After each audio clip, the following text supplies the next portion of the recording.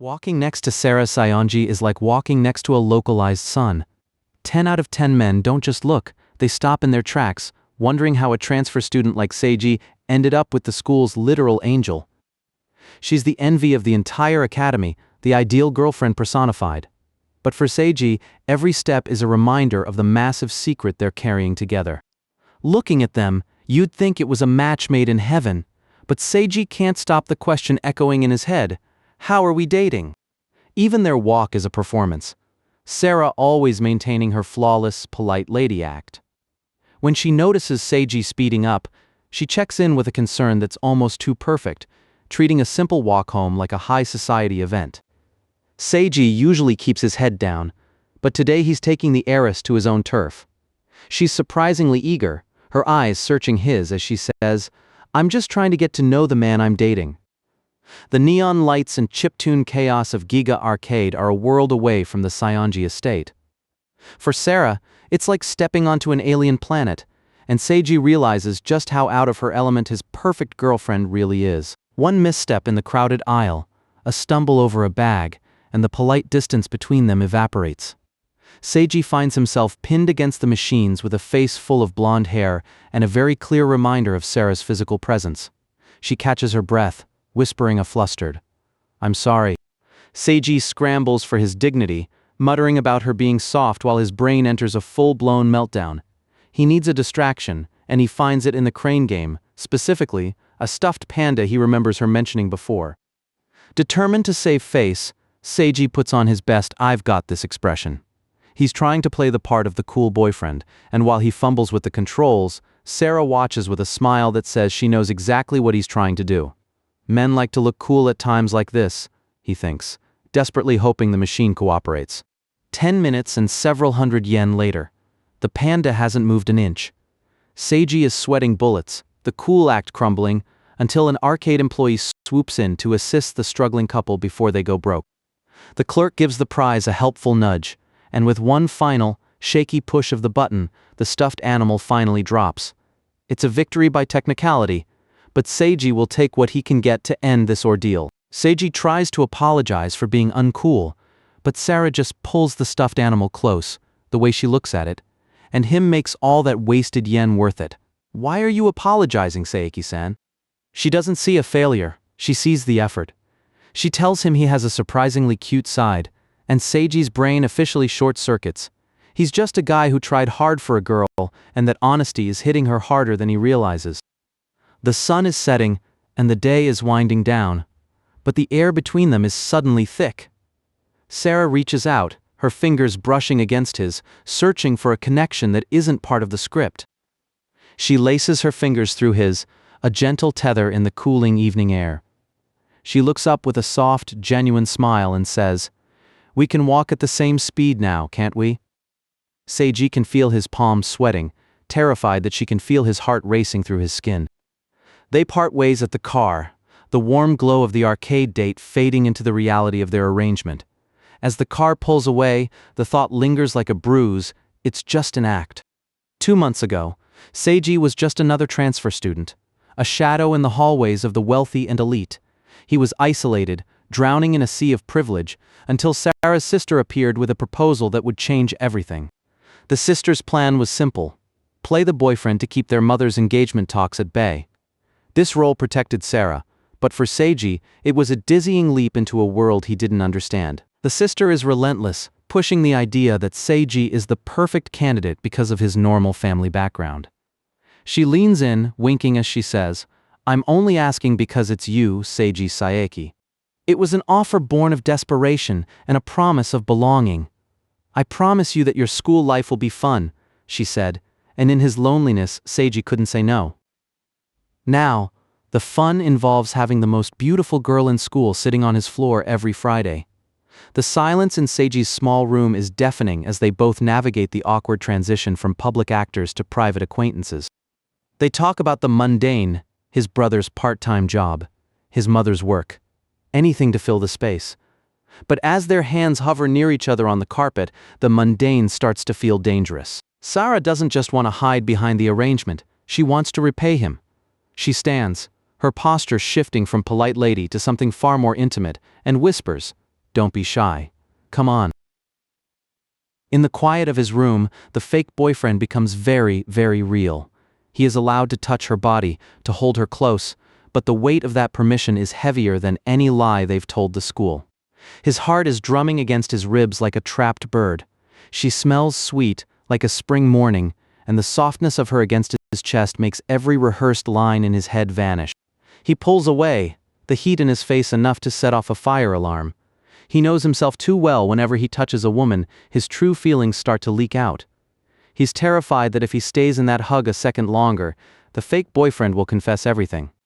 Sara doesn't want him to feel like he owes her.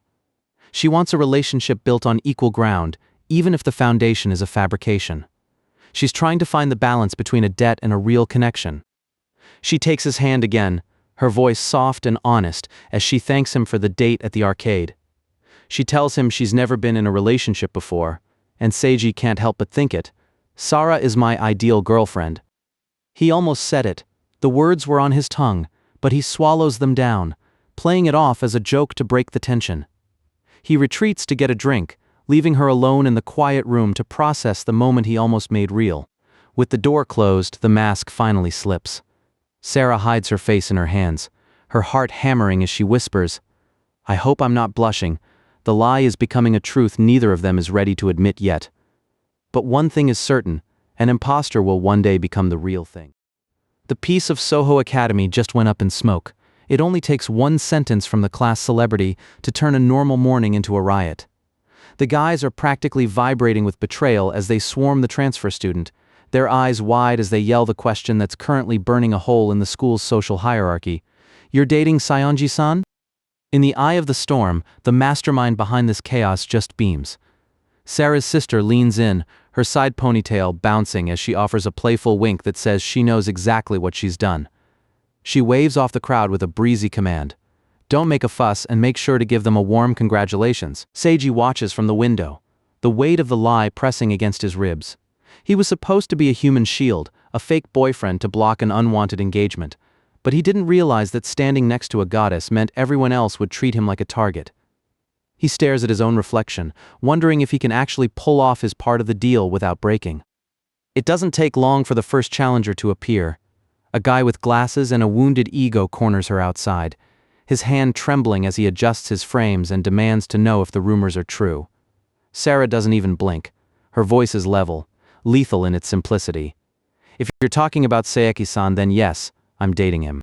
The air around them drops 10 degrees. The perfect lady mask doesn't just slip, it shatters into jagged ice. As the suitor reaches out, Sara's eyes go dead, her voice slicing through his confidence like a razor. "Don't you dare touch me."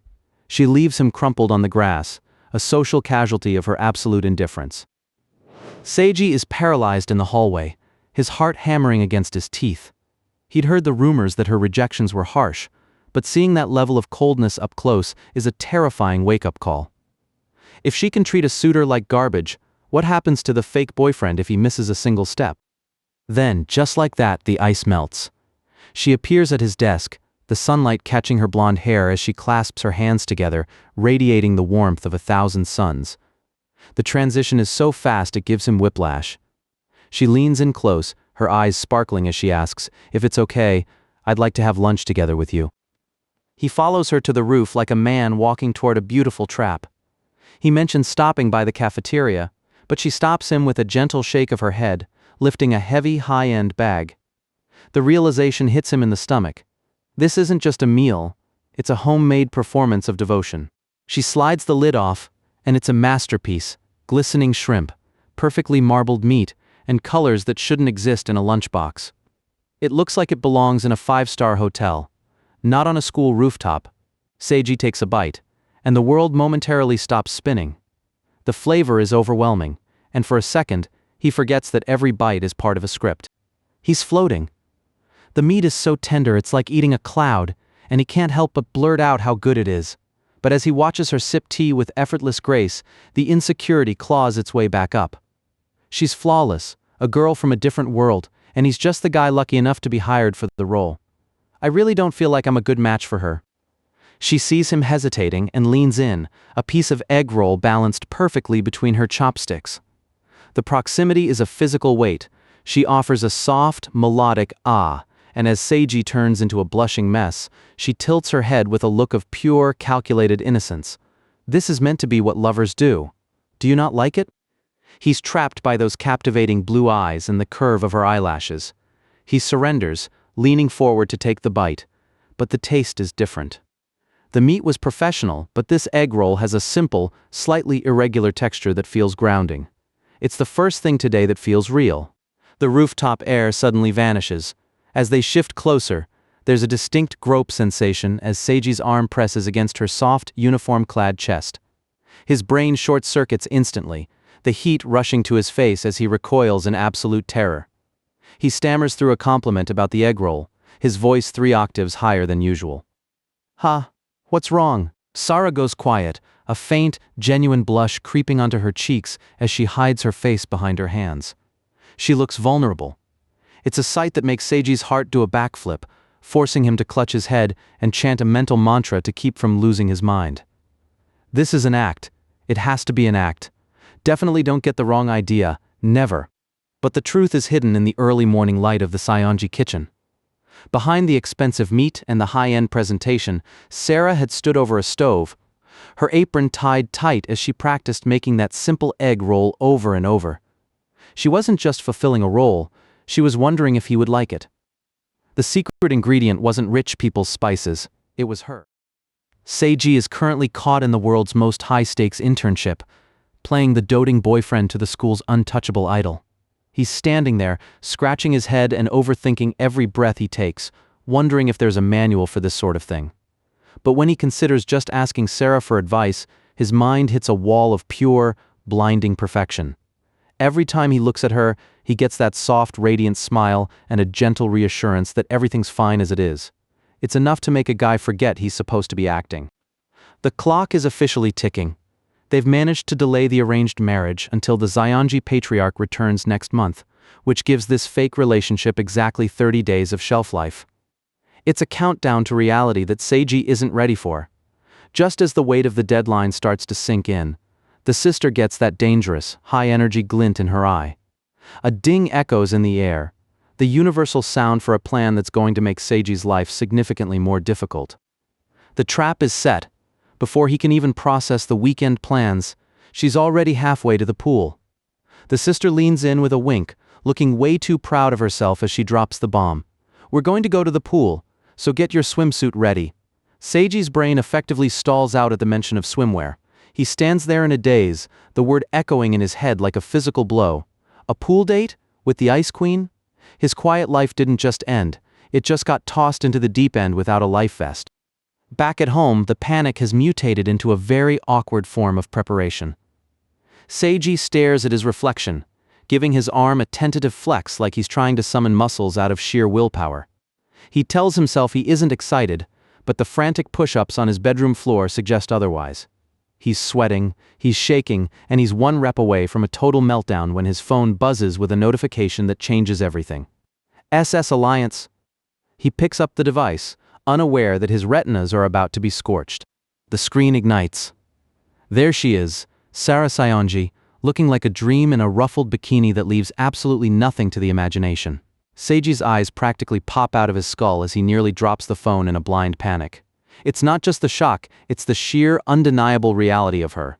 He stares at the screen, his face turning a shade of red that should be medically impossible. His brain can only form one coherent thought as he zooms in on the ruffles. They're this big. He's sitting on his bed, clutching his chest like he's having a heart attack while trying to type a response that doesn't scream, "I am currently losing my mind." He manages to squeeze out a polite, almost clinical reply about it looking good, but inside, the gears are grinding to a halt. Every girl he's ever seen on TV or in a magazine feels like a cardboard cutout compared to the photo sitting in his inbox. He knows everything about her is supposed to be fake, but the way his heart is slamming against his ribs feels terrifyingly real. Meanwhile, in the dressing room, the mastermind is just getting started. The sister sees Seiji's polite text and decides that good isn't a strong enough reaction. She's grinning like a demon, holding up 2 more options that are somehow even more dangerous than the first. Try on some more swimsuits and let's see Saeki-kun's reaction. Poor Seiji has no idea that the first photo was just the warning shot. The real barrage is about to begin. It becomes a full-blown fashion show of escalating heart rates. One outfit after another, bold cuts, strings that look like they're holding on for dear life, and Sara's shy, embarrassed smile that makes the whole thing 1,000 times more lethal. She's asking for his opinion, but Seiji is beyond giving opinions.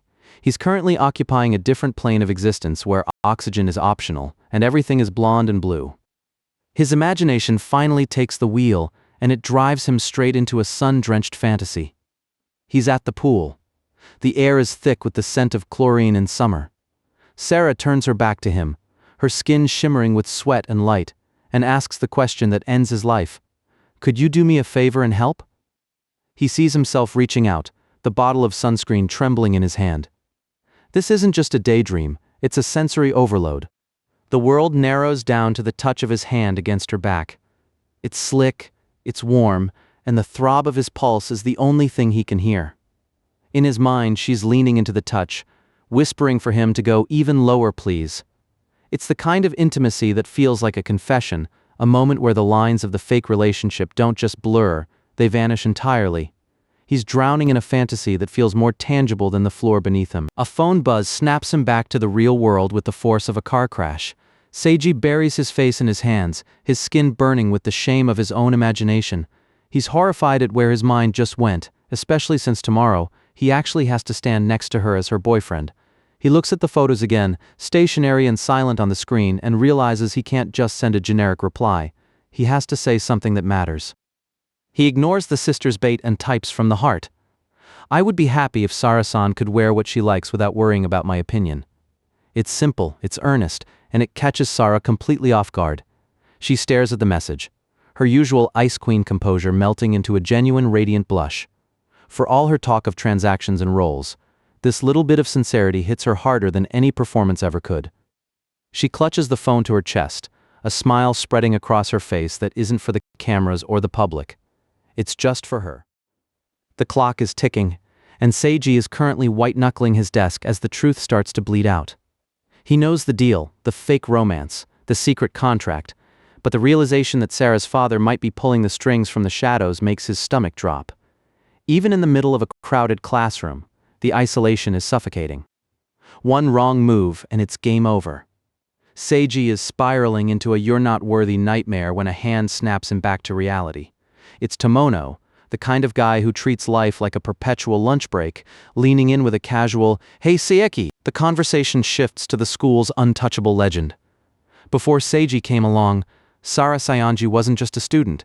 She was an exemplary young lady behind a repelling barrier, a perfect, superhuman presence that kept the world at arm's length. Tomono notes how much she's softened lately, but the memory of that cold, beautiful wall still lingers in the air. Speak of the devil and she appears with enough energy to power the city grid. Ko slides into the scene, bringing up how much her sister changed the moment she started spending time with her. Seiji freezes, his internal voice screaming that she's the one person I don't want to encounter right now. Tomono tries to play the guy talk card, but Ko isn't buying the mystery. She points a finger and drops the label, "You lewd goblins." The diagram of the average boyfriend's brain is basically a heat map of impure thoughts, leaving Seiji to wonder if his cover is already blown. Seiji makes a break for it. The bag slung over his shoulder as he heads toward the exit. He finds her waiting by the door, the Ice Queen persona back in place, her silhouette framed against the hallway light as she clutches her bag. The walk home is quiet. The kind of silence that makes every footstep sound like a drum. Seiji tries to act natural, thanking her for waiting, before the words finally tumble out with a visible blush. "So today, want to come to my house?" They stop at a playground, a place that feels strangely out of time. Sara looks at the rusted equipment with a soft nostalgia, admitting she used to play here as a kid. It's a rare peek into her private world, seeing the school idle in a place defined by broken wood and sandpits. She balances on the wooden beams, a playful tomboy side emerging just as the air turns violent. A sudden, massive gust of wind catches her skirt, turning a nostalgic walk into a split-second disaster. She lets out a sharp "og" as her balance shatters. The world ends with a thud. Seiji moves purely on instinct, catching her as they both hit the grass, but his hands find a grip that is far more than he bargained for. The air is thick with the scent of her hair and the terrifying warmth of her body pressed against his. He can only manage a wheezing, "Are you okay?" while his brain absolutely short-circuits. Reality crashes back in with a rhythmic squeeze. Sara's face is a rising sun of embarrassment, and Seiji, failing to find any chill whatsoever, scrambles backward. He blurts out the most honest, most disastrous apology possible. "My instincts told me to grab them and hold them forever." Sara brushes herself off, surprisingly composed as she pats her skirt. She treats the accidental groping like a checked box on a list of boyfriend duties, mentioning that Ko warned her about these situations. Seiji stands there vibrating, his brain refusing to accept that lucky ecchi moments actually exist in real life. The warmth of the accident evaporates in an instant. Seiji hesitantly brings up her father, and the atmosphere doesn't just drop, it freezes solid. Sara's expression goes flat, her eyes turning into shards of glass as she delivers a single, lethal word: "No." Panicking, Seiji tries to play it off as a hypothetical, waving his hands like he's trying to swat away the tension. But Sara just watches him, a tiny, almost invisible foo escaping her lips. She isn't angry, she's observing the one person who doesn't seem to have a hidden agenda. She drops a heavy truth: she's hypersensitive to lies. Growing up in a house full of deceitful adults, she learned to read the air before she could read books. To her, Seiji isn't a boyfriend, fake or otherwise, he's just a person who is fundamentally incapable of a successful deception. Her hand grips the metal of the jungle gym, tight and determined. She asks if he forgives those who lie to him, her voice light, but the question weighing a ton. For her, Ko isn't just a sister, she's the one person who makes Sara's wishes a reality, even if that reality is built on a facade. Then, the mask slips completely. She leans in, fingers curled near her mouth, her eyes shimmering with something that isn't rehearsed. "I didn't ask Ko to do that for me," she admits it quietly, the blush deepening as she confesses she took a liking to him on her own. It's the first time the fake part of their relationship feels like a lie she's tired of telling. Whether Ko is lying or not doesn't matter anymore. Sara chooses to believe. They return to a childhood promise, two small girls linking pinkies in the dark, a pact to never leave each other alone. That promise is the anchor keeping Sara from drifting back into her cold, isolated world. Ku's promise to bring joy to her youth echoes in her mind. Sara sits on the bench, looking at Seiji with a gaze that is terrifyingly sincere. In a world full of lies, she's decided there's only one choice left for her to believe in. And then, the emotional dam breaks into a full-on sister complex. Sara starts a marathon speech about how perfect son-like and loyal Ko is, hitting Seiji with a literal wall of text. He realizes he's pressed an odd switch in her apart from the obsession with her sister. She really is the perfect, terrifying lady. Ku looms over Seiji with that chaotic energy, her shadow stretching across the school gates as she pins him down with a question. She calls him a serious boy, but there's a playful glint in her eye that suggests she's just getting started. Seiji can barely keep up with her pace, his sense of duty tethering him to the spot, while the air between them starts to sizzle. Then, she bridges the final few inches, the distance between them evaporating in a heartbeat as she prepares to drop a bombshell. Ku drops the act, her smile turning razor-sharp as she asks if he heard that conversation back at the pool. Seiji's face ignites, his brain short-circuiting as the implications hit like a freight train. She doesn't back off. She leans into the discomfort, her uniform straining as she pins him with a look that demands the truth. She whispers the question like a lethal secret. "You heard it, right?" The teasing snaps into something heavy and real as Ko buries her face against him, her bravado crumbling into a quiet, desperate plea. She isn't the puppet master anymore. She's just a girl trying to protect her sister's fragile peace from the fallout of her own schemes. She begs him to forget her words and just keep moving forward as if nothing changed.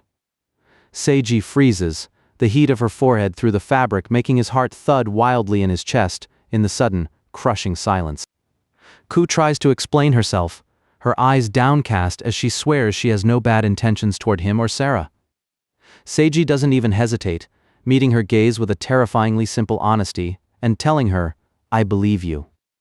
The words hit her like a physical blow, shattering her composure instantly. She scrambles back, her face a mask of pure, unadulterated panic as she yells, "Don't you think it's a lil weird?" Seiji watches her, finally seeing the weight she's been carrying under all that manic energy. Kao clenches her tie, her knuckles white, anchored by the one role she refuses to fail regardless of the cost. She is the big sister, and she made a promise that she'll burn the world down before she breaks. Everything she does, every lie and every scheme, is just fuel for the fire of Sara's happiness. Ku bounces back into her playful rhythm, winking as she admits Sara probably doesn't know the half of it. It's a strange, fierce understanding between these two now, a pact made in the shadow of the school gates. Then the phone buzzes, a digital summons from the Ice Queen herself that demands an immediate exit. Ku waves him off with a cheerful K, Saie, disappearing into the afternoon light as quickly as she arrived. Ku lingers for a second in the distance, her heart still racing from the encounter, and thinking to herself that Seiji is unexpectedly cool. Meanwhile, Seiji is already running, his lungs burning as he catches up to the real reason he's here. Sara is waiting, her expression unreadable as she calls him a worrywart for his frantic pace. She asks if the talk with her sister went well, her eyes searching his for any sign of the truth he's now guarding. They walk together, the rhythmic tap of their shoes on the pavement filling the silence of the street. Sara breaks the quiet with a question that hangs heavy in the air. What does he actually think about their relationship? Seiji stops, his heart doing a slow roll in his chest, as he abandons the script for something real. He tells her plainly that he enjoys being with her, and that he's truly grateful for the time they spend together. Sara turns, and for the first time, the untouchable Ice Queen is nowhere to be found. She looks at him with a smile that could stop traffic, her eyes bright with a warmth that isn't part of any performance. "I'm so happy," she confesses, the words light and airy as they drift between them. She admits she's having fun too, her hand hovering near her heart as the lines between fake and real finally blur into nothing. Sara tucks a strand of hair behind her ear, her voice soft as she places her future in his hands with a quiet surrender. "I'll be in your care from now on," she says, looking toward the horizon. Seiji watches her walk, his chest tight with a new, fierce resolve to protect that smile at any cost. He realizes he's in way over his head, but as the sun sets on Souhou Academy, he doesn't want to find the exit. The list of numbers on the wall is a graveyard of expectations. Seiji stares at the spot where his name should be, realizing for the first time that hard work isn't always a currency that buys success. He's just a kid in a blazer, but the heavy burden of being a runner-up is already crushing. My life is nothing but setbacks, he thinks, tracing the start of his miserable life back to the day he failed the Souhou Academy elementary entrance exam. The car ride home is the loudest silence he's ever known. His mother tries to bridge the gap with kindness, but the words land like physical blows. "You're not like your brother. You don't need to be sad about your exam, Seiji." She means it as comfort. He hears it as a boundary. His knuckles go white against his knees, a grip that tries to hold in the frustration. It's a small comment, but it leaves a scar that still haunts him to this very day. Dinner is served with a side of guilt. He watches his mother work, a single parent pouring everything into a son who views himself as a disappointment. She tells him not to compare himself to his excellent brother, but the more she lowers the bar for him, the more he feels like he's being told he'll never reach the top. That vague, unresolved feeling sits at the table between them, heavier than the meal. Seiji spent years drowning in his own frustration, turning textbooks into lifelines until he finally dragged himself to the starting line of Souhou Academy's senior division. He's sitting on a park bench, exhaling the ghost of his past, when the air is suddenly full of blonde hair and expensive perfume. A voice cuts through his thoughts, sharp and familiar. "Saeki-kun?" He flinches so hard his heart nearly hits his ribs. The girl everyone calls the frozen princess just had a very human encounter with gravity. Sara stumbles, a blur of school uniform and panicked internal monologue. While she's frantically checking if she wore cute underwear, Seiji is busy short-circuiting at the proximity. He manages to extend a hand, his voice a shaky mess. My bad, can you stand?" She takes it, her blush rivaling a sunset as she whispers a soft, "Yeah, yes." The awkwardness settles into a conversation about the one ghost Seiji can't outrun, his older brother. Sara's eyes light up when she hears he's an alum, expressing a polite wish to meet the man. Seiji just looks at his shoes, the old comparison bubbling up. Unlike me, he's perfect, he can see it now. The two of them, smart and good-looking, standing together like a perfect couple while he fades into the background. Seiji hides his face in his hands, waiting for the usual agreement, but Sara isn't following the script. She leans in, her gaze dropping the Ice Queen act for something dangerously sincere. She calls him out for being a desk boyfriend and makes a promise that hits harder than any exam result. "I'll remind you every time until you accept that. Saeki-san is awesome." She doesn't stop at awesome. She dissects his character with a precision that leaves him breathless. She sees the nice guy behind the bad mouth, the boy who complains but is always the one who tries the hardest. She looks at him with a smile that's completely unfiltered, a girl proud of the person sitting next to her. "You're such a wonderful boyfriend to me. I really hope everyone acknowledges that." Sara is looking a little too satisfied with herself, enjoying Seiji's visible embarrassment. She claims getting praised is just an everyday activity for her, totally unfazed. Seiji, ears burning, decides it's time to return the favor. He looks her dead in the eye, and the playful smirk on her face starts to falter as he says, "Sure, try me." He starts with the easy stuff, her hair, her style, but she's heard that 1,000 times. Then he goes deeper. He ignores the unapproachable rumors and looks at the girl who wants an equal relationship despite her status. "But it's not your looks that truly attract me.